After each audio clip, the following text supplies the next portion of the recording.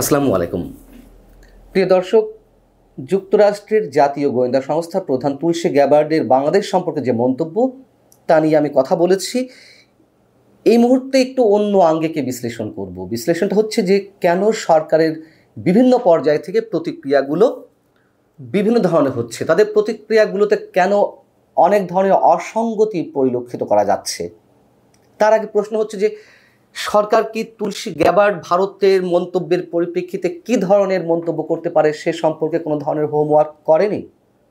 যদি করেই থাকে এ ধরনের কোনো হোমওয়ার্ক, তাহলে সরকারের বিভিন্ন পর্যায় থেকে যে বক্তব্য প্রতিক্রিয়া, তাতে কোথাও ক্ষুব্ধ প্রতিক্রিয়া আমরা দেখতে পাচ্ছি, কোথাও হতাশ হতে দেখছি, কোথাও বিচলিত হতে দেখছি, কোথাও আবার বলা হচ্ছে না না এতে কিছু হবে না, এটা তেমন কিছু নয়। সেই প্রতিক্রিয়াগুলো নিয়েই একটু বিশ্লেষণ করব। এবং তুলসী গ্যাবার্ড একটি বিশেষ বিষয়ে ইঙ্গিত করেছেন, আপনারা খেয়াল করেছেন কিনা জানি না। সরকার নানান ধরনের বক্তব্য দিলেও প্রতিক্রিয়াতে সে বিষয়ে কোনো মন্তব্য করেনি, সেখানেই আমাদের একটু রহস্য মনে হচ্ছে। আমি সেই বিষয়টিতে পরে আসছি। সোমবার বা মঙ্গলবার গভীর রাতে প্রধান উপদেষ্টা প্রেস উইং থেকে একটি বিবৃতি দেওয়া হলো, গভীর রাতে, মধ্যরাতে।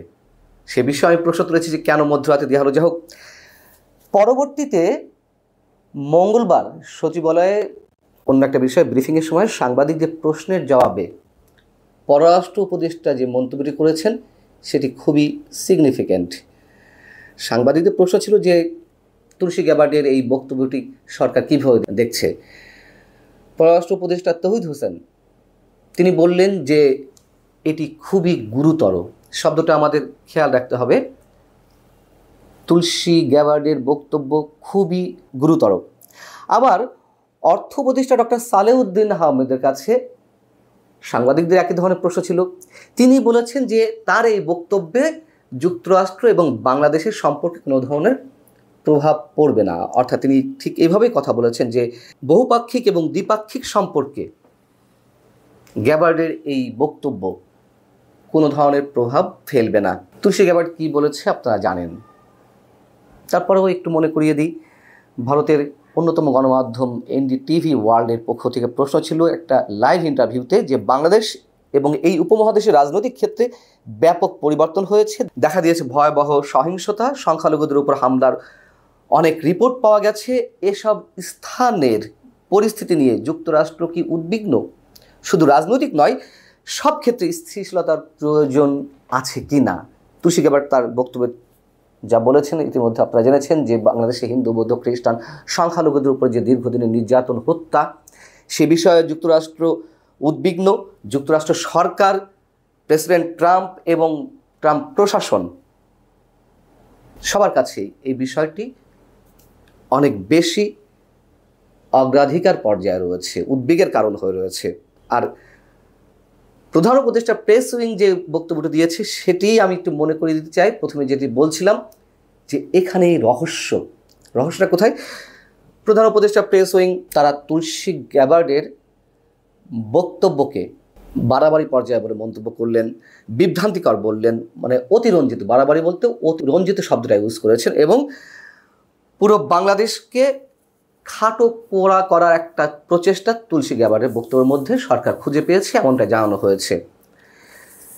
এবং তুলসী গ্যাবার্ড যে বক্তব্যটি দিয়েছেন এটি সবাই মার্ক করেছেন কিনা, সবার কাছে নোটিশ হয়েছে কিনা আমি জানি না। তিনি এ মন্তব্য করেছেন যে ট্রাম্পের নতুন মন্ত্রিসভা এবং বাংলাদেশের অন্তর্বর্তী সরকারের মধ্যে এ বিষয়ে সবেমাত্র আলোচনা শুরু হচ্ছে বা হয়েছে, তবে এটি এখনও উদ্বেগের একটি মূল বিষয়। এই যে শুরু হচ্ছে বা হয়েছে সে সম্পর্কে প্রধান উপদেষ্টার প্রেস উইংয়ের বিবৃতিতে কিন্তু একটি শব্দ উচ্চারণ নেই। আমরা জানি না যে কোনো ধরনের ইঙ্গিত যুক্তরাষ্ট্রের পক্ষ থেকে দেওয়া হয়েছে কিনা, তবে তুলসী গ্যাবার্ড তো সেটি উল্লেখ করেছেন।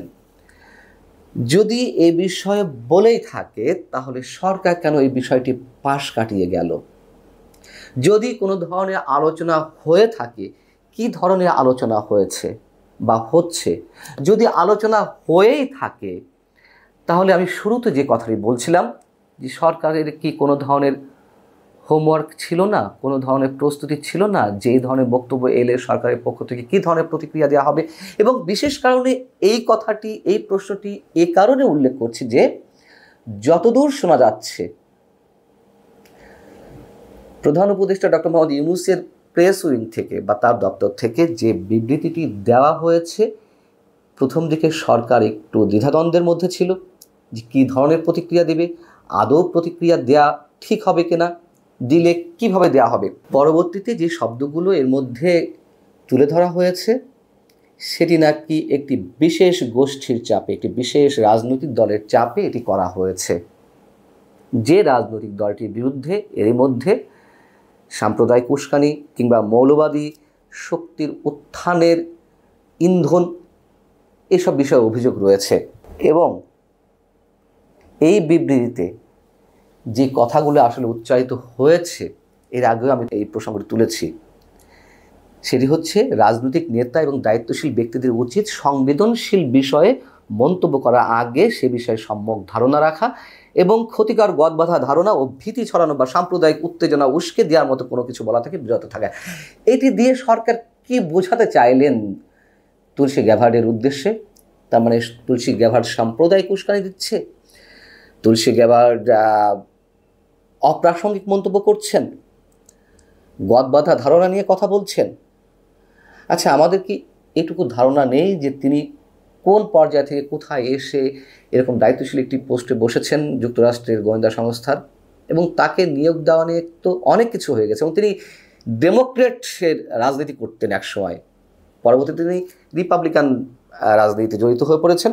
এত তুমুল বাধার মুখেও যে তুলসী গ্যাবার্ড এই আসনটি ছিনিয়ে আনতে পারেন, তার বিচক্ষণতা, দূরদর্শিতা, আমরা যে দৃষ্টিকোণ থেকেই বলি বাংলাদেশের জন্য হুমকি হোক আর না হোক, যেভাবেই হোক, তার সেই সক্ষমতা তো রয়েছেই।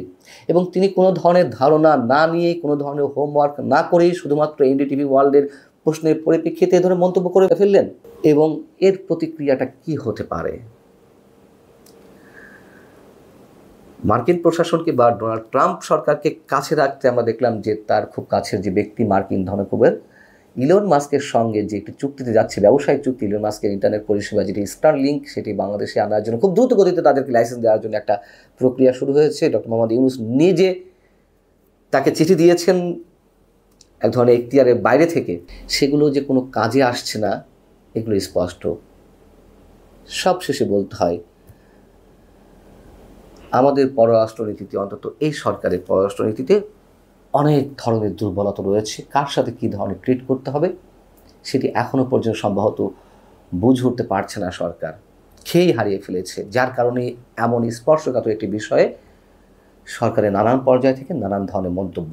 এবং পররাষ্ট্র উপদেষ্টা যেটি বলেছেন গুরুতর, সেই গুরুতর শব্দটা তিনি কোন দিক থেকে উচ্চারণ করেছেন?